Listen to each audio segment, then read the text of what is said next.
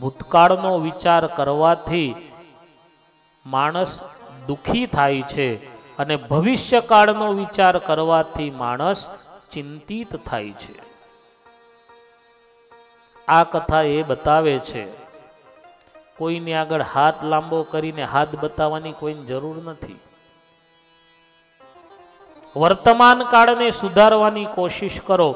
વર્તમાન કાળ જો સુધરી જશે તો ભવિષ્ય કાળ આપોઆપ સુધરેલો જ છે. જેટલો વિશ્વાસ આપણે જ્યોતિષ ઉપર રાખીએ એના કરતા 10મા ભાગનો વિશ્વાસ જો આપણા ઈષ્ટદેવ ઉપર હોય, ભગવાન ઉપર હોય, તો ક્યાંય કોઈને હાથ બતાવવાની જરૂર નથી. વર્તમાન કાળને સુધારવાની કોશિશ કરો. ભવિષ્યનો વિચાર કરશો તો ચિંતા વધશે. હંમેશા ઈચ્છા શુદ્ધ રાખજો, વિચારોને શુદ્ધ રાખજો. વિચારો જો શુદ્ધ હશે તો ક્રિયા પણ, કર્મ પણ સારા થશે.